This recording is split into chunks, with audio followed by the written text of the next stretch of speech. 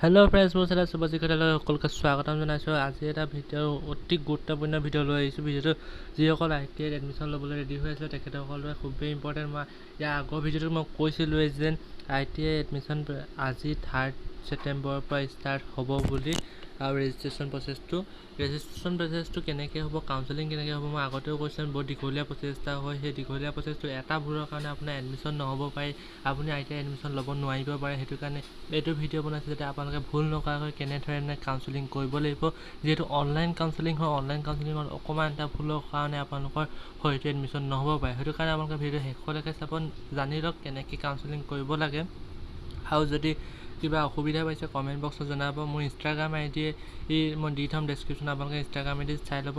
নহ'লে নিজেও শুভ্ৰজিত খাটুৱাই বুলি ইনষ্টাগ্ৰামত চাৰ্চ কৰিলে আপোনালোকে পাব। তাত আপোনালোকে মেছেজ কৰি সুধিব পাৰিব আপোনালোকৰ প্ৰশ্নটো কি আছিলে। আৰু যদি নতুনকৈ আহিছে ছাবস্ক্ৰাইব কৰি দিয়ক চেনেলটো, কাৰণ এতিয়া কাউন্সেলিং ষ্টাৰ্ট হৈছে। কাউন্সেলিঙৰ প্ৰথম অৱস্থাতে আছে, য'ত মই আটাইকেইটা কাউন্সেলিঙৰ ভিডিঅ' বনাই দিম যাতে আপোনালোকৰ ভুল নোহোৱাকৈ আপোনালোকে ITI এখনত এডমিশ্যন ল'ব পাৰে, এটা ভাল ট্ৰেড ল'ব পাৰে। সেইটো কাৰণে মই ভিডিঅ'বোৰ বনাম। সেইটো কাৰণে শেষলৈকে চাব ভিডিঅ'টো, আৰু ছাবস্ক্ৰাইব কৰা নাই যদি এতিয়া ছাবস্ক্ৰাইব কৰি লওক। যদি ভিডিঅ'টো ভাল পাইছে লাইক কৰিব, আৰু কাউন্সেলিং কেনেকৈ প্ৰচেছটো হ'ব সম্পূৰ্ণ মই এইটো ভিডিঅ'ত দেখাবলৈ চেষ্টা কৰিম। তো আহক ভিডিঅ'টো আৰম্ভ কৰোঁ। অলপ পিছত এইখন মই আগৰ ভিডিঅ'ত মই পঢ়ি শুনাইছিলোঁ যে কি দিয়া আছে এইবাৰ এডমিশ্যন নটিছখনত। বয়সসীমাটোলৈকে মই কৈ দিছিলোঁ। ইয়াৰ তাৰপিছত কি দিয়া আছে মই পঢ়ি শুনাই দিছোঁ, আপোনালোকে চাই লওক। প্ৰথম অৱস্থাতে আপোনালোকৰ আছে registration of candidate printing registration details. মানে আপোনালোকে প্ৰথমতে আপোনালোকে ৰেজিষ্ট্ৰেশ্যন কৰিব লাগিব ITIৰ কাৰণে। আপোনালোকে আজিৰ পৰা আৰম্ভ হোৱা কথা আছে 3 ছেপ্টেম্বৰ। লিংকটো এতিয়ালৈকে এক্টিভেট হোৱা নাই বা ছাৰ্ভাৰ ডাউনৰ কাৰণে হ'ব পাৰে, কিন্তু আপোনালোকে আজিৰ পৰা ষ্টাৰ্ট হ'ব। আজি নহ'লেও আপোনালোকে কালিৰ পৰা আৰম্ভ হ'ব। 3 তাৰিখৰ পৰা আপোনালোকে 14 তাৰিখৰ ভিতৰত, মানে আজি 3 তাৰিখে দিনে কৰক, নহ'লে কালিৰ পৰাই কৰিব ষ্টাৰ্ট কৰি দিয়ক। যিসকলে দূৰত আছে সোনকালে কৰি লওক, কাৰণ সময় থাকোঁতে কৰিব লাগিব। কাৰণ এইবাৰ ভেৰিফিকেশ্যন কৰিবলৈ ছেকেণ্ড ষ্টেপত যিটো আছে ভেৰিফিকেশ্যন আছে, তেখেতো 3 ছেপ্টেম্বৰৰ পৰা 15 ছেপ্টেম্বৰৰ ভিতৰতহে হ'ব। ধৰি লওক আপুনি আজি ৰেজিষ্ট্ৰেশ্যন কৰিলে, ৰেজিষ্ট্ৰেশ্যন কৰাৰ পিছত যিখন আপোনাৰ প্ৰিণ্ট আউট ওলাব, সেই প্ৰিণ্ট আউটটো লৈ ডকুমেণ্টছ লৈ পিনে আপোনালোকে ভেৰিফিকেশ্যন কৰিবলৈ যাব লাগিব। ভেৰিফিকেশ্যন আপোনালোকে 3 তাৰিখৰ পৰা আৰু 15 তাৰিখৰ ভিতৰতে হ'ব। ধৰক এইপিনে আপুনি যদি 4 তাৰিখে ৰেজিষ্ট্ৰেশ্যন কৰিলে, যদি আপোনাৰ ওচৰত সময় আছে ITI এখনলৈ যাবলৈ, তেতিয়া আপোনালোকে ডকুমেণ্টছবোৰ লৈ পিনে লগালগ আপোনালোকে কৰি আহিব পাৰিব। যোৱাবাৰ কিন্তু আপোনালোকক এটা এক্সট্ৰা দিন দি দিয়া হৈছিলে, তেতিয়া আপোনালোকে ডকুমেণ্টছ ভেৰিফিকেশ্যন কৰিব পাৰিছিলে। কিন্তু এইবাৰ এনেকুৱা নহয়, আপোনালোকে ৰেজিষ্ট্ৰেশ্যনো হৈ থাকিব আৰু আপোনালোকৰ ডকুমেণ্টছ ভেৰিফিকেশ্যনো হৈ থাকিব।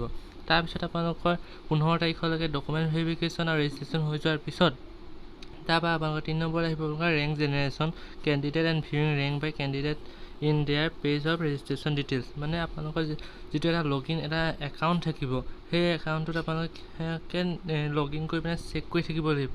তেতিয়া আপোনালোকৰ যিটো 21 তাৰিখে ৰেংক জেনেৰেশ্যন হ'ব, তেতিয়া অসমত যিমান সোপা ল'ৰা ছোৱালী আছে সকলোৰে এটা ৰেংক পাব।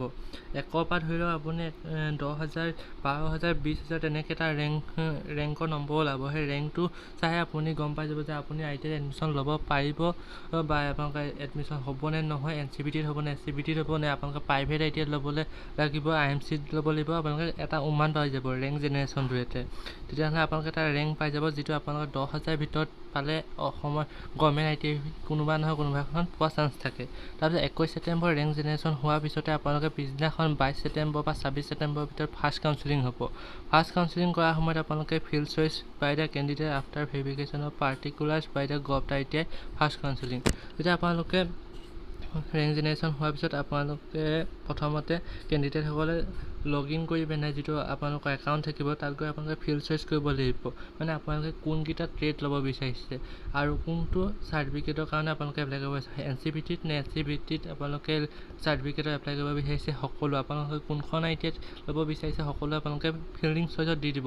আপোনালোকে এখন ITI নহয় 2খন ITIত দি দিব, 3খন ITIত দি দিব। মই সবিশেষ সেইটো ভিডিঅ' তেতিয়া বনাম, যেতিয়া কাউন্সেলিং হৈ থাকিব তেতিয়া মই বনাই দিম। আজি মই কথাটো কৈ দিছোঁ আপোনালোকে বুজিব পৰাকৈ, যাতে আপোনালোকে গোটেই এডমিশ্যন প্ৰচেছটো কেনেকুৱা হ'ব চাই লওক। তাৰপৰা ফাৰ্ষ্ট কাউন্সেলিং হৈ যোৱাৰ পিছত আপোনালোকে 22 তাৰিখৰ পৰা 26 তাৰিখৰ ভিতৰত ফাৰ্ষ্ট কাউন্সেলিং হৈ যাব। তাৰপিছত আপোনালোকৰ 5 নম্বৰত যিটো আছে ফাৰ্ষ্ট কাউন্সেলিঙৰ এলাউটমেণ্ট ছিট, মানে যিসকলৰ এই ফাৰ্ষ্ট কাউন্সেলিঙত ভেৰিফিকেশ্যন ৰিজাল্টত তাৰমানে মেৰিট ওলাব। ফাৰ্ষ্ট কাউন্সেলিঙত আপোনালোকে লগ ইন কৰিলে 26 তাৰিখ 30 তাৰিখে যেতিয়া আপোনালোকে লগ ইন কৰিব ফাৰ্ষ্ট কাউন্সেলিঙৰ ৰিজাল্টটো পাই যাব। যদি আপোনালোকে ছিট পাইছে, কোনটো ট্ৰেডত ছিট পাইছে, কোনখন আইটিত পাইছে, সকলো এই 30 ছেপ্টেম্বৰ তাৰিখে গম পাব। ঠিক একেটা প্ৰচেছে আপোনালোকৰ যেতিয়া ছেকেণ্ড কাউন্সেলিং হ'ব 6 নম্বৰ যিটো আছে 1 অক্টোবৰ বা 4 অক্টোবৰ মাত্ৰ 4 দিন সময় দিব। 4 নম্বৰ দিনতো আপোনালোকে ছেকেণ্ড কাউন্সেলিং ষ্টাৰ্ট হৈ যাব। যেতিয়া ছেকেণ্ড কাউন্সেলিং তেনেকৈ আকৌ ষ্টাৰ্ট হ'ব আপোনালোকে আকৌ চইচ কৰিব পাৰিব। তেনেকৈ চইচ কৰি ভালকৈ আপোনালোকে কৰিব। মই আগতেও কৈছোঁ যেন ITI এডমিশ্যন প্ৰচেছটো বহুত দীঘলীয়া হয়, সেইটো কাৰণে আপোনালোকে চইচ কৰোঁতে সাৱধান হ'ব। তাৰপিছত তেনেকৈ আপোনালোকে ছেকেণ্ড কাউন্সেলিঙৰ এলাৰ্টমেণ্ট ওলাব। এলাৰ্টমেণ্টৰ কাৰণে আপোনালোকে যাব লাগিব 6 অক্টোবৰত। আপোনালোকে সেইদিনাখনেই আপোনালোকে ছিটৰ কাৰণে এডমিশ্যন ল'বগৈ লাগিব, নহ'লে আপোনালোকৰ আকৌ দিগদাৰী হ'ব পাৰে। সেইটো কাৰণে আপোনাৰ যোনদিনাখন তাৰিখ দিয়া আছে সেইদিনাখনেই ল'ব। তাৰপিছত আপোনালোকে আকৌ থাৰ্ড কাউন্সেলিং যেতিয়া হ'ব, থাৰ্ড কাউন্সেলিঙত আপোনালোকৰ একেই আপোনালোকে চইচ ফিল কৰিব লাগিব আৰু সম্পূৰ্ণকৈ শুদ্ধকৈ কৰিব লাগিব, তেতিয়া যাতে কাৰণ দুটা কাউন্সেলিং হৈ গ'ল আপোনালোকে এতিয়ালৈকে ছিট পোৱা নাই, তেতিয়াহ'লে আপোনালোকে 6 নম্বৰ কাউন্সেলিং 3 নম্বৰ কাউন্সেলিংটো ভালকৈ কৰিব লাগিব। 3 নম্বৰ কাউন্সেলিঙত আপোনালোকৰ যিসকল আণ্ডাৰ মেট্ৰিক মানে কিছুমান আপোনালোকৰ 8 পাছৰ আছে, সেইসকলৰ 8 পাছসকলৰ ট্ৰেডবিলাক অ'পেন হৈ যাব। তেখেতসকলে 8 পাছসকলেও এপ্লাই কৰিবলৈ পাৰিব।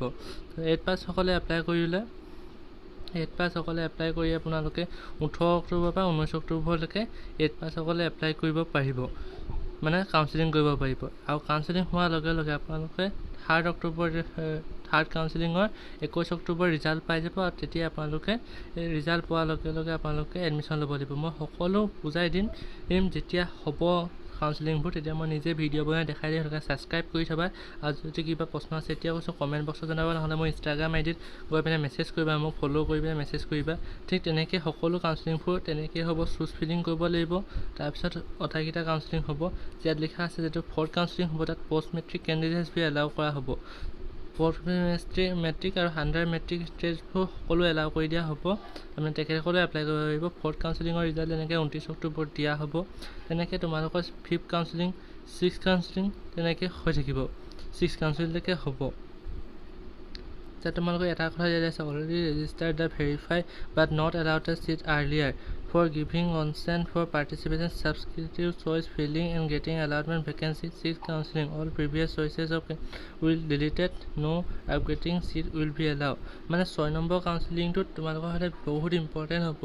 সেইটো সময় আছে কাৰণে মই পিছত বুজাই দিম কি হ'ব, কিন্তু বৰ্তমান এইটোৱে জানি থোৱা যে বৰ্তমান 6টা কাউন্সেলিং দিয়া হৈছে, পিছত হয়তো বঢ়াই দিব পাৰে। মই এইটো কথাটো কৈ নিদিওঁ যেন বঢ়াই দিবই, কিন্তু বঢ়াই দিব পাৰে, কাৰণ যোৱা বছৰ বঢ়াইছে। কিন্তু এইবুলি তোমালোকে আশা কৰি নাথাকিবা, ভালছে কাউন্সেলিংকেইটা কৰিবা। এয়াই আছিলে আজিৰ ভিডিঅ'টোত। যদি কিবা অসুবিধা পাইছা বুজিবলৈ কমেণ্টত জনাবা, নহ'লে ইনষ্টাগ্ৰামত যাবা, মোক মেছেজ কৰিবা। আৰু যদি কিবা যদি প্ৰশ্ন আছে মোক মেছেজ দিবা। যদি আৰু ছাবস্ক্ৰাইব কৰি থবা, কাৰণ কাউন্সেলিংকেইটা মই ভালছে বুজাই দিম। ৰেজিষ্ট্ৰেশ্যন কেনেকৈ কৰিব লাগে মোবাইলত হয়তো মই দেখাই দিম, সেইকাৰণে ছাবস্ক্ৰাইব কৰি থোৱা। আজিলৈ আহিছোঁ, ধন্যবাদ।